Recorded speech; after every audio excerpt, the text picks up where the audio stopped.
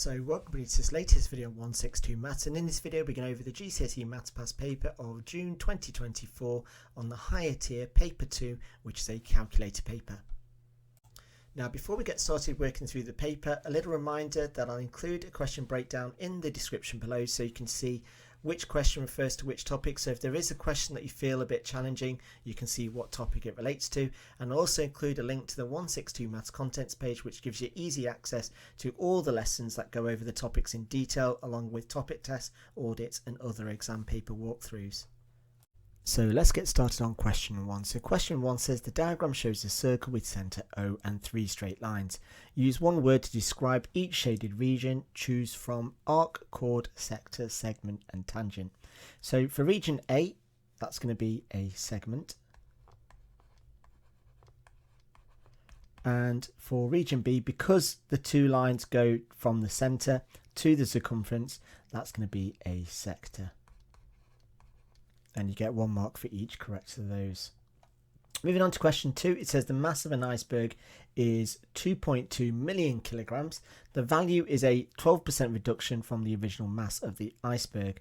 Work out the original mass of the iceberg. Give your answer in standard form.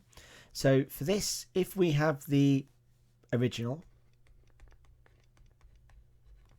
mass, to get a 12% reduction, we need to look at the decimal multiplier. So you always start with 100%, you're taking away 12%, and that leaves us with 88%. Now that as a decimal multiplier is 0.88, so I'm going to multiply that by 0.88, and it tells me in the question that that equals 2.2 million kilograms. So this is what I'm wanting to work out. I'm wanting to work out what the original mass is.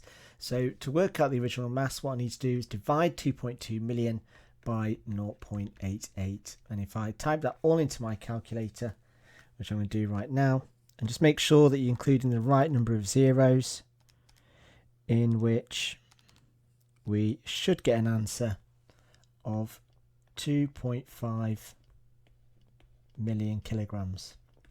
Now the question does ask us to give our answer in standard form, so all that's left for me to then do is to convert this in standard form. So that's going to be 2.5 multiplied by 10 to the power of 6. Moving on to question 3, it says that a chef has a tub of blueberries. She wants to use all the blueberries, put the same number of blueberries on each dessert, and we've got a formula of D equals K over B. D is the number of desserts, B is the number of blueberries in each dessert, and question 3a is asking us, what does the constant K represent? Tick the correct box. So for us to work out the total number of desserts, and little b is the number of blueberries in a particular dessert, then K must be the total number of blueberries in a tub. So it's the first box that we need to tick. Then for questions 3b, it says complete the table. Well, to complete this table, what this is relating to is relating to direct proportion, or inverse direct proportion in this particular case. So for this, what we need to do is use this formula that we've got right at the top of the screen. So we're using this formula here. So if I just move along here and just write down the formula, so D equals K over B. Now what I need to do first is I need to find the value of K first. So find K first. And to do that, what I'm going to do is I'm going to substitute this value of B and this value of D into the formula. So what I end up with is 120 equals K over 2, and therefore K equals 240. So what we've got is we've got a formula of D equals 240 divided by B. So if B is 6, this is going to be 240 divided by 6, which is going to give me an answer of 40. Then for the last value, what we need to do for this one is to do 30 equals 240 divided by B. So that's going to be 240 divided by 30, which equals 8. So this value here is going to be 8. So looking at question 4a, it says a fair spinner has 6 equal sections, each with the numbers 5, 6, 7 or 8. Each number appears at least once. The probability of getting an even number is equal to the probability of getting a 7. Work out the probability of getting a 5. You may use the blank spinner to help you. So for this, what we need to do is fill in this spinner. So we know that we've definitely got one of each number. So 5, 6, 7, 8.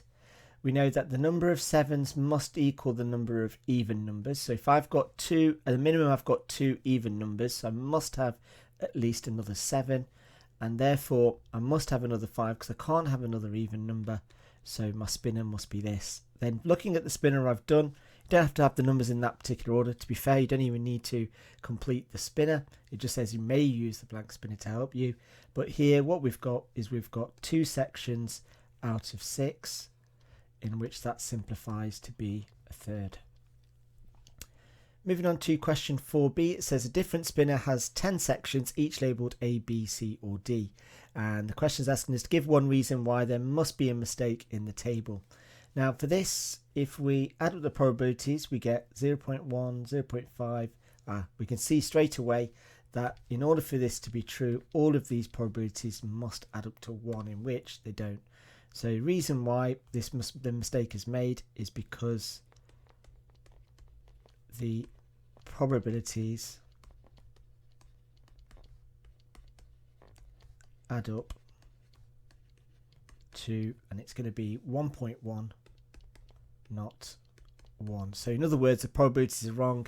Something along those lines, you may reword your answer to what I've written there, but that would be absolutely fine for the 1 single mark. Moving on to question 5a, it says here is a sketch of the graph y equals minus 2x plus 6, and the question is asking us to work out the coordinates of C and D. Well, let's see. What we've got is x equals 0. So if I substitute x equals 0 into y equals minus 2x plus 6, then what I end up with is y equals 6. So the y ordinate of C is going to be 6, and at D, y equals 0. So if I sub y equals 0, I get y equals minus 2x plus 6. So I've got 0 equals minus 2x plus 6. So 2x equals positive 6. So therefore x equals 3. So it's got a x ordinate of 3. It then says for question 5b, here is a sketch of a quadratic graph. It says complete the following statements. The value of the y-intercept is 5. And the x ordinate of the turning point is, now for the turning point, it's always going to be the midpoint of the two x intercepts. So here I've got minus 2 and I've got 8. So I'm looking for which number appears in the middle. Well, there's a difference of 10 between the numbers. So the distance between here and here is going to be 5, and the distance there is going to be 5, which gives me an x ordinate of 3. Then moving on to question 6, it says work out 2.5 times 10 to the power of 4 to the power of minus 3. Give your answer in standard form. So for this, all I need to do is just simply type this into my calculator. So if I get my calculator and just simply type this in exactly how it's shown, so I can 2.5. Now you can either use your standard form button or you can use times 10, whichever you prefer. I'm going to go for standard form button, and then to the power of negative 3, type that into my calculator, and I get 6.4 times 10 to the power of 14. So I'm just going to write 6.4 times 10 to the power of 14. And for 1 single mark, it's just a straightforward stick it in your calculator question. Question 7, it says Archie flips a biased coin 200 times. Here is some information about the outcomes after each 50 flips. It says work out the best estimate for the probability of flipping a head. Give your reason for your answer. Well, the answer that you want to write is going to be 52 over 200, which I can simplify to be 26 over 100, which again simplifies to be 13 over 50. So any of those. And the reason for that is because the more flips or trials, the more accurate the probability. And with these relative frequencies, you always want to go for the one that's going to be more reliable, will always be the one that has the most trials.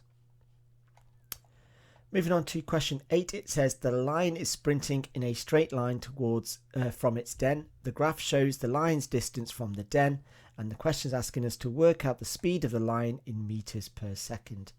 So for this, what we need to do is, first of all, recognize that speed is equal to distance divided by time. So for this, what I need to do is I need to work out the distance travelled. And by looking at this, it's going to be that point there is 30 and it's going all the way up to 120. So the distance travelled is going to be 120 minus 30, which is 90 meters. And the total time is 5 seconds. So then working out and using these numbers, I can then work out the speed in meters per second. So just check that your distance is in meters and your time's in seconds. So the speed is going to be 90 divided by 5. And if I work that out, I get an answer of 18 meters per second. Moving on to question 9, it says on the Venn diagram, shade the section represented by P and Q. So P and Q is going to be this middle section. Like so. Question 10, it says a bus route has 90,000 passengers last year. The number of passengers was predicted to increase by 3% this year and then 8% next year. Is this predicted number of passengers for next year's more than 100,000? You must show you're working. Well, if we start with 90,000 and we're doing a 3% increase, so again, remember we always start with 100%, add 3%, so that's going to be 103%, which as a decimal is 1.03. And then we're going to do another 8% increase, so that's going to be 108%, and that as a decimal is 1.08. So if I multiply that by that, and then all I've then got to do is type that all into my calculator,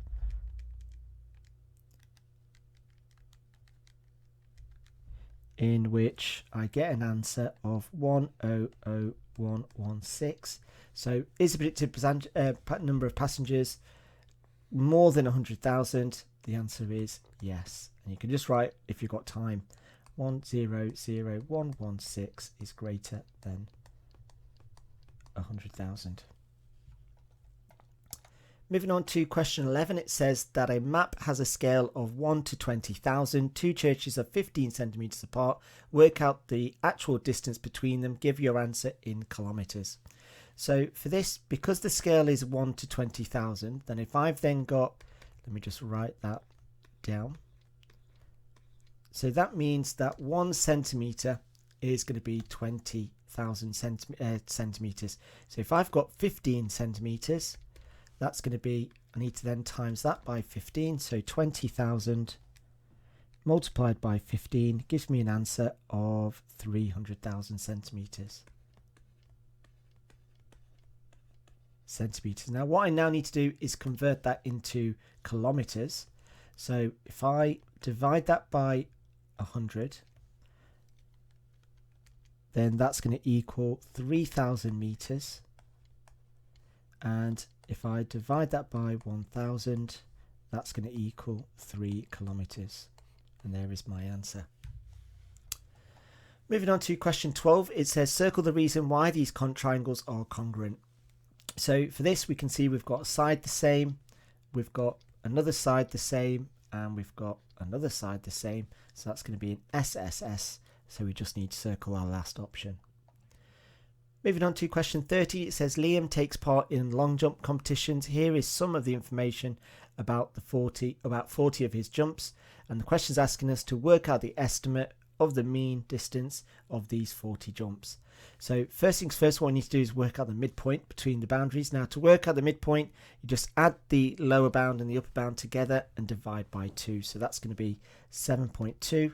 This is going to be 7.6, and this is going to be 8.0. Then to find the fx value, what I need to do is multiply the frequency by the midpoint and typing that all into my calculator. I get 108 for the first one, 18 times 7.6, which is 136.8, and then finally 7 times 8, which is 56. And then I then need to do my total fx, which is the total sum of the fx column. So 108 plus 136.8 plus 56 gives me a total of 300.8. Then the estimated mean is going to be 308, or 0.8 shall I say, divided by 40, and working out on the calculator I get an answer of 7.52 meters. And just to double check, is that seem correct? Well, yes, because the middle interval is the one that was the most common, so you would expect your answer to be within that group. Now moving on to question 14, it says the graph passes through the points 3, 15 and 7w. Assume that the equation of the graph has the form of y equals x squared plus c. Work out the value of w that this would give. So for this, what we need to do is, first of all, we need to find out what the equation of the curve is, and we need to find out what c is.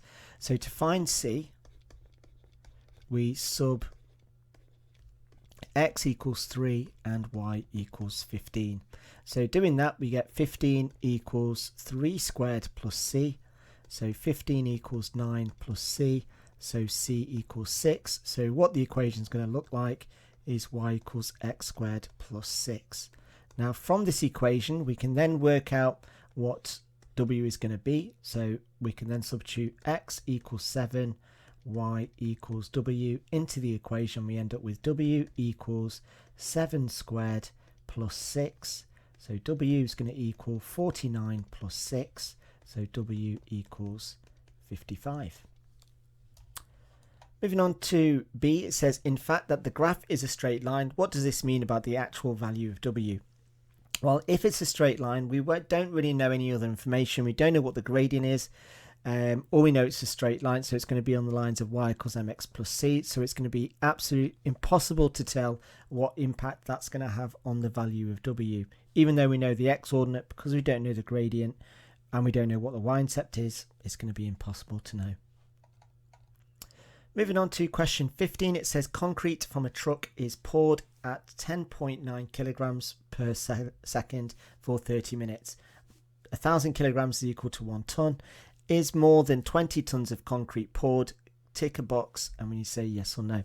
Now again, one of my biggest bugbears about this is they should have the yes no at the end, not at the front, because you'd be sort of tempted to tick a box and then show you're working. So always leave that ticking of the box last.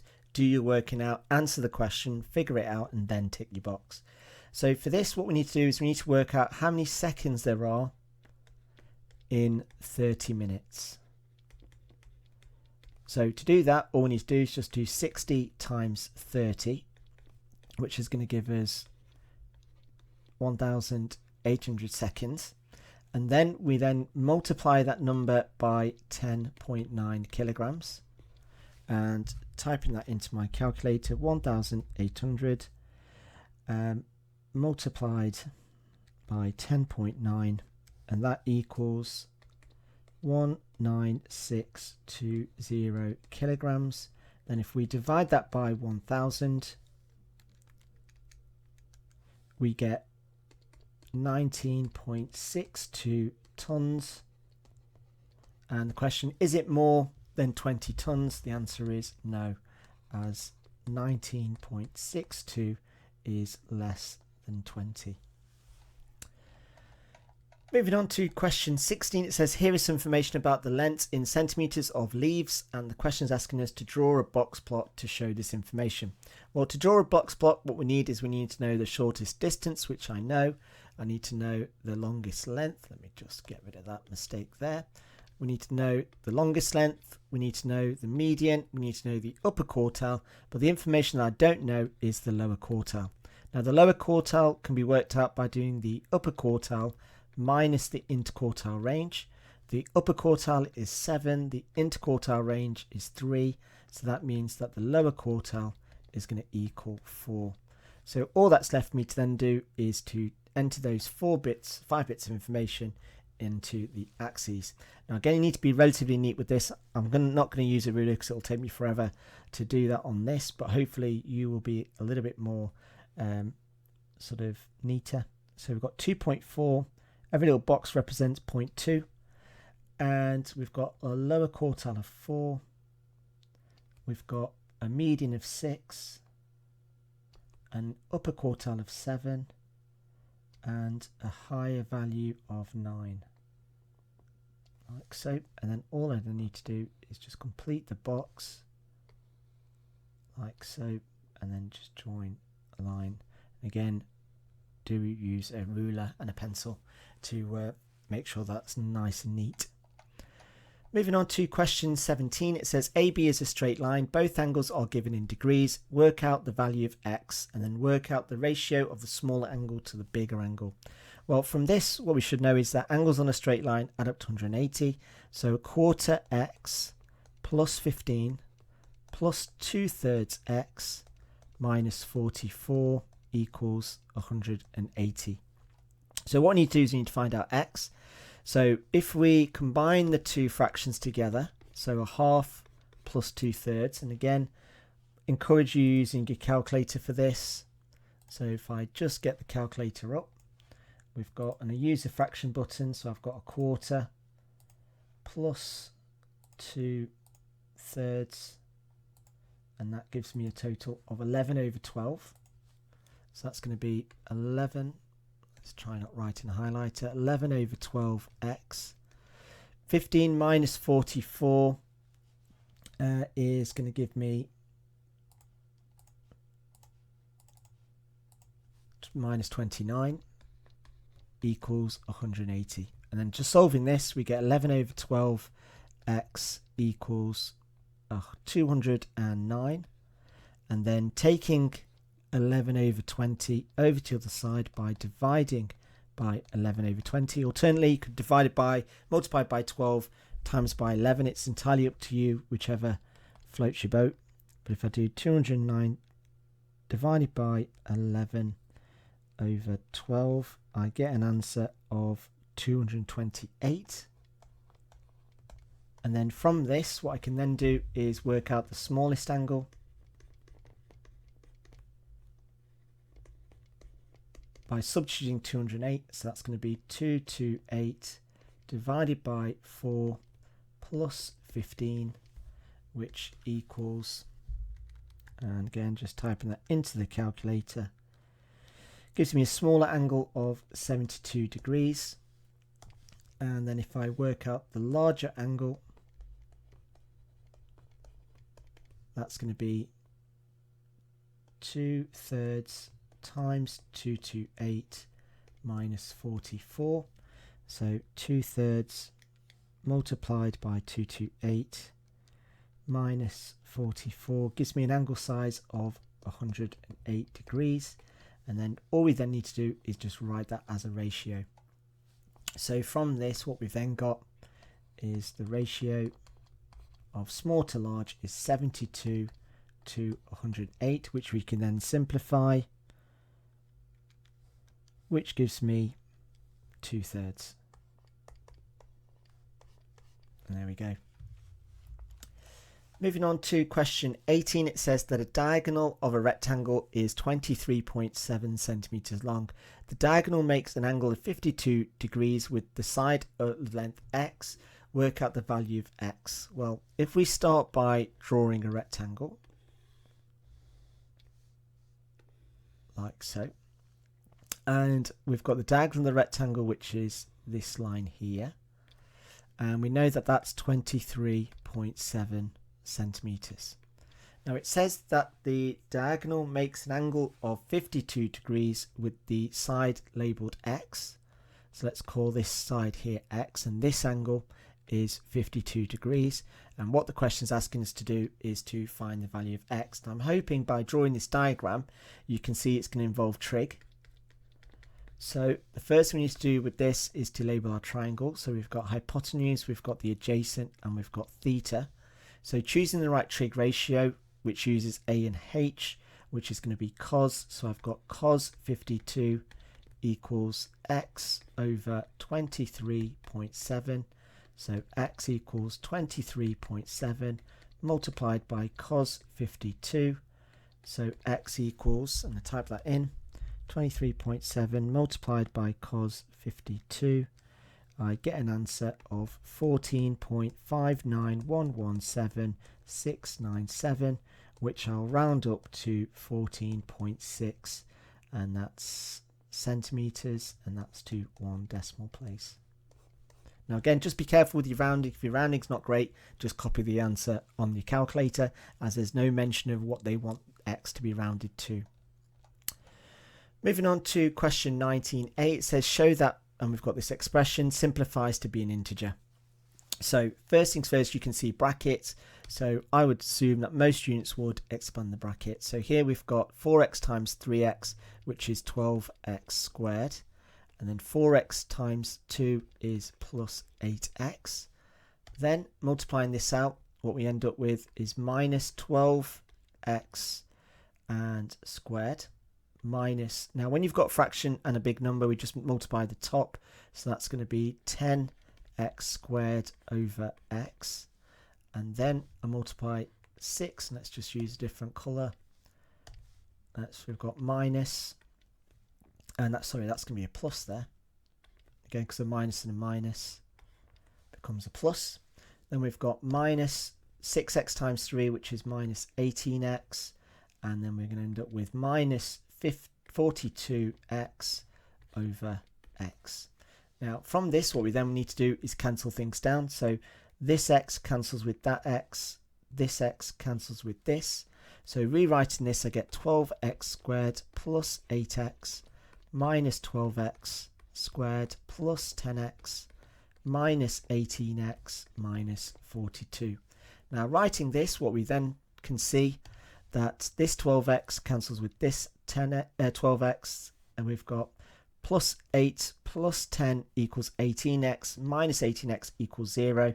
So all we're left with is minus 42, which is our integer. Moving on to 19b, it says factorise 8x squared minus 18x minus 35 equals this. Now, for 2 marks, if you can do it just by looking at by inspection, you'll get 1 mark for each correct bracket. If you can't, then don't worry, I'll show you how we can actually do this. So first things first, what we need to do is we multiply our coefficient of x squared by the constant.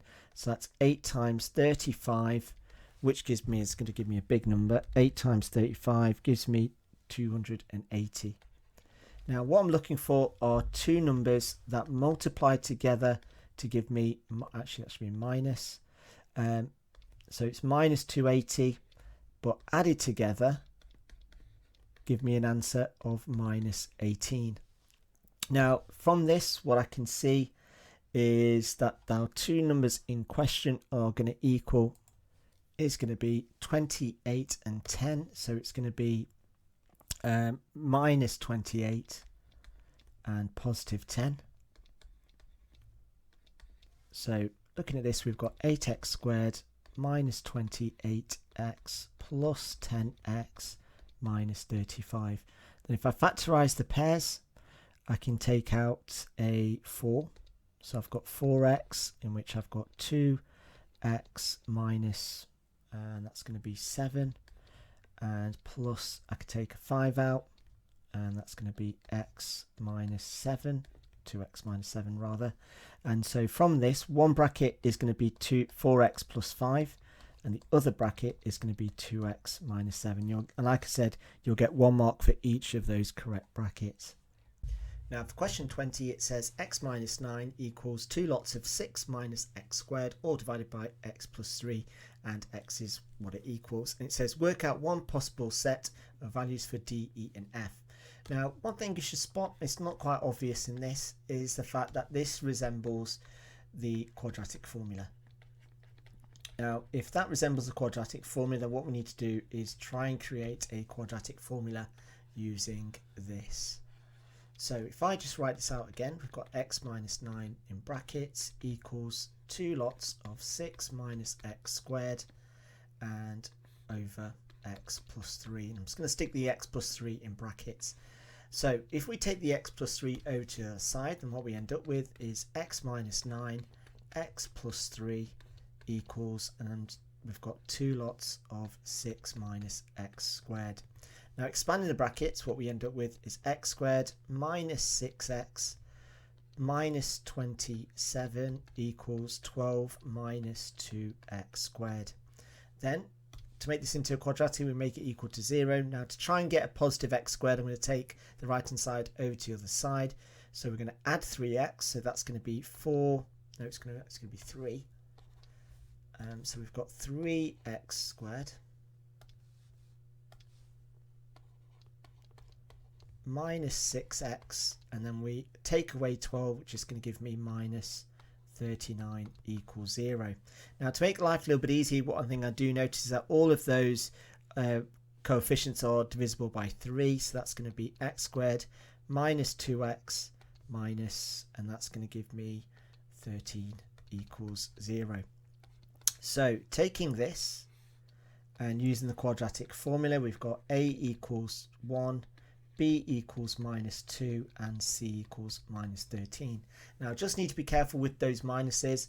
So what I've got is I've got minus minus 2 plus minus, and it's going to be minus 2 squared minus 4 times a times c all over 2a, which is 2. Then simplifying this, what we get is 2 minuses become a plus, so that's going to be 2 plus minus 2 squared is 4. 4 times 1 times minus 13 is going to give me minus 52, so that's minus 52 over 2, which equals 2 plus minus, and that's going to give me 56 over 2. Now from this we then compare it to our values of x. So one possible set of values is d equals 2, e equals 56, and f equals 2. There we go. Moving on to question 21, it says people in a stadium are in the north stand, the east stand, the south stand, and the west stand. Of the people in the stadium, a quarter are in the north stand, 3/10 are in the east stand, and the number in the south stand to the number in the west stand is in the ratio of 2:7. There are 4,480 people in the west stand. How many people are in the stadium? So for this, what we need to do first is to see what fraction we are working with the rest. So if I do a quarter plus 3/10, then that's going to equal, I can just type this straight into my calculator, no need to get a common denominator. I type that in and I get a fraction of 11 over 20. So the fraction, therefore, that's going to be in the south stand. So the south stand and the west stand is going to be 9 over 20. Now, if I treat this as parts, then what I've then got is I can then work out the fraction. So because I notice that my fraction here is 9 and these two numbers here add up to 9. So combining these two things here together, what I get is a south stand equals 2/20 and the west stand is going to equal 7 over 20. And then from this, what I've then got are my fractions. Now from this, it tells me that 4,480 equals 7/20. So if I do 4,480 divided by 7, that's going to equal what 1/20 is. So 4,480 divided by 7 equals 640,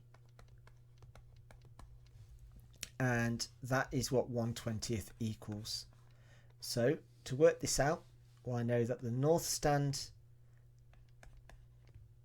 is a quarter, and if I turn that to a denominator over 20, that's going to be 5/20, so that's going to be 5 times 640.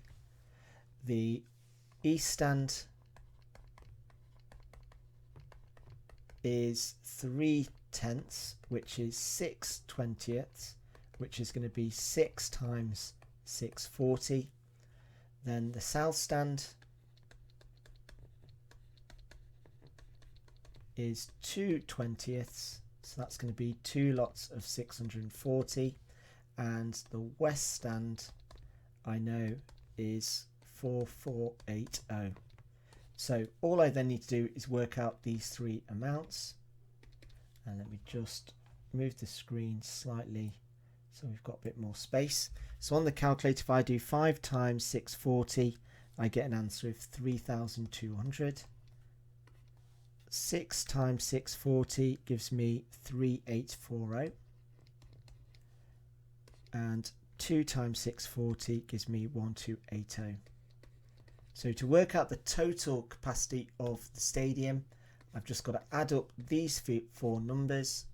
So the total is going to be 3,200 plus 3,840 plus 1,280 plus 4,480, and type that in.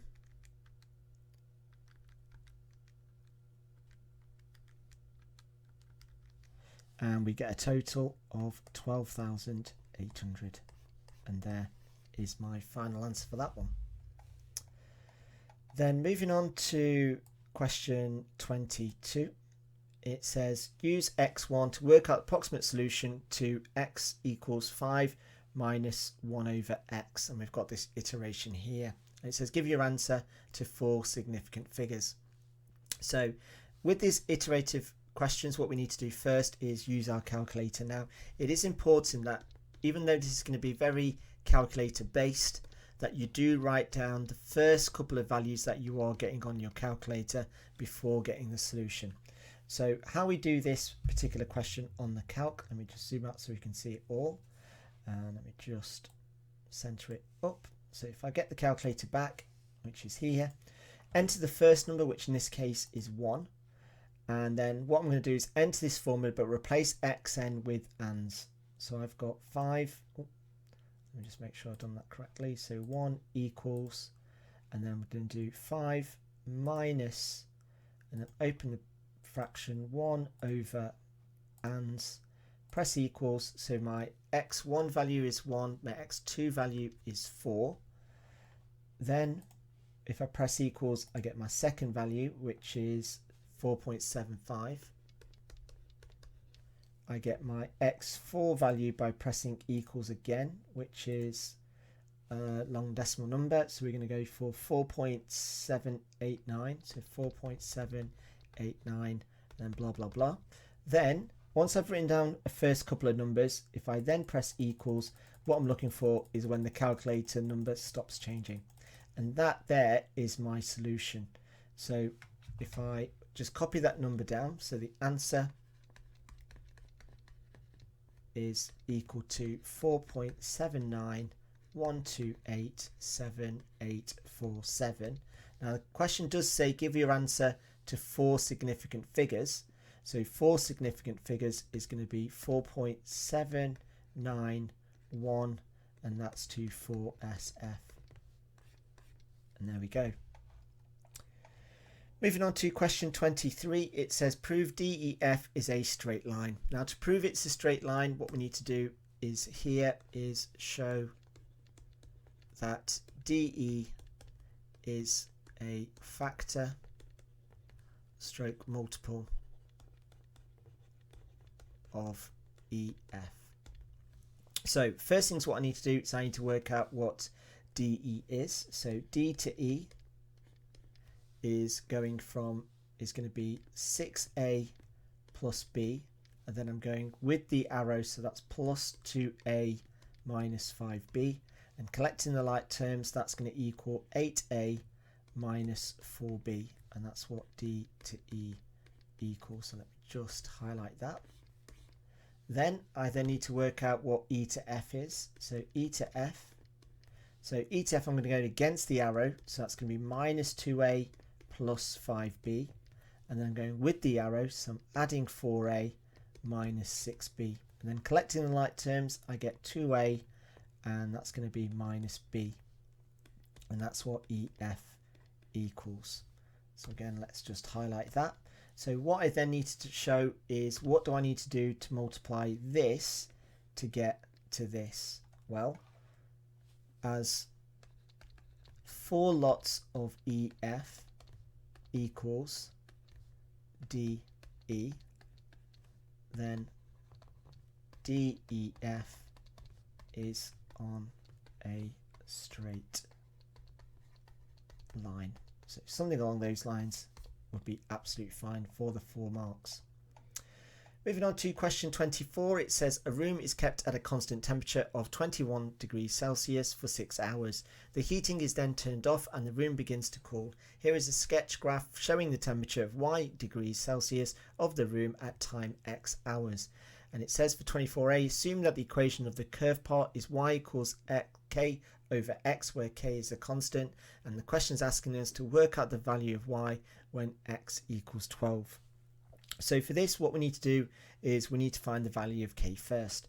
Now to find the value of k, what I'm going to do is I'm going to use this point here, in which when x equals 6, y equals 21.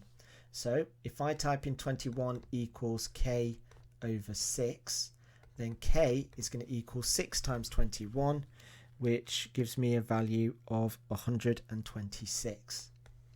So that means that the equation of the curve, if I substitute that into there, is y equals 126 divided by x. So to find out when x equals 12, y is going to equal 126 divided by 12, and type that into my calculator, I get an answer of 10.5, and that is in degrees Celsius. Moving on to 24b, it says in fact the equation of the curve, if the curved part is y equals a plus 1/3 to the power of 1/6 x, where a is a different constant. How does this affect the value of y when x equals 12? Tick one box from below. Now for this particular question, if I go back to the graph, we've got that coordinate of 6, 21. So when x equals 6, y equals 21. So let me just quickly write that here. X equals 6, y equals 21. And if we substitute that into this equation, what do we get? Well, we get y, oh no we don't, we get 21 equals a times 1/3 of 1/6 times 6. So here we get 21 equals a times, now well 6 times 6 is just 1, so that's just going to be a third, and then we take the third over, so a equals 21 divided by 1/3, which gives me a value of 63. So a equals 63. So then if I want to work out the formula, that's going to be y equals 63 times a third to the power of a 6th x. Now then if I substitute x equals 12 into this, we get y equals 63 multiplied by a third to the power of a 6th times 12. Now 12, this bit here is going to equal 2. So y equals 63 times a third squared. Now if I type that into my calculator, 63 multiplied bracket a third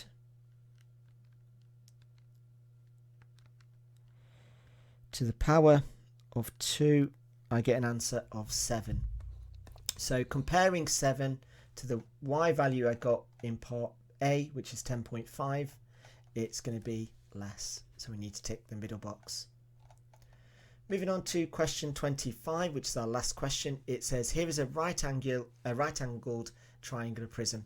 The ratio of the edges is A to B to C to D is in the ratio of 3 to 4 to 5 to 12. The volume of the prism is 1,125 cubic centimeters. Work out the total length of all the edges of the prism.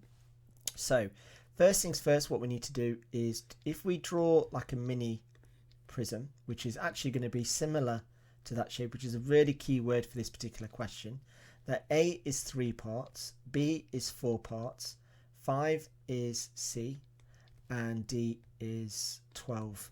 Now if I work out the volume of this particular shape, then what we find out is that the volume of this is going to be the cross-sectional area, which is 3 times 4, and as it's a triangle we divide that by 2, and we multiply that by the length. So 3 times 4 is 12, divided by 2 is 6. 6 times 12 is going to give me an answer of 72 cubic centimeters. Now from this, what we then know is that the volume scale factor of this big shape, the volume is 1125, and the volume of the small shape is 72. So to find the volume scale factor, which is k cubed, is going to be equal to 1125 over 72. And if I type that into my calculator, 1125 divided by 72 gives me a k value of 15.625. So k cubed is equal to 15.625. So therefore, k is going to equal the cube root of that, which is 2.5. So that is what the scale difference is. So what I then need to do is then multiply each of these measurements here by 2.5. So from this we get A equals 3 times 2.5, B equals 4 times 2.5, C equals 5 times 2.5, and D equals 12 times 2.5. And if I type that all into my calculator, I'll get my respective values of A, B, and C. So that's going to be 7.5, that's going to be 10, that's going to be 12.5, and 12 times 2.5 gives me an answer of 30. Now from the diagram, all that's left for me to do, the question does specify that I need to know the total length of all the edges of the prism. So even though I know what A, B, C and D are, I've now got to plug that into this diagram to work out how much of each of those letters I have got. So in this, what I've got is if I count the A's, I've got 2 of those, that's 2A. I've got B's, I've got 1, 2 of those. In terms of C, I've got 1, 2 of those. In terms of D, I've got 1, 2, and 3 of those. So from this, and just double make sure that I've not missed out any of those edges. No, I think I've got them all. So looking at those edges, 2A is going to be 2 times 7.5. 2B is going to be 2 times 10, 2C is going to be 2 times 12.5, and 3D is going to be 3 times 10. So this then becomes 15, this becomes 20, this becomes 25, and this becomes 30. And sorry, that should be 90. And then adding all of those numbers up, we get 15 plus 20 plus 25 plus 90 comes up to a total answer of 150 centimeters, and there is my final answer.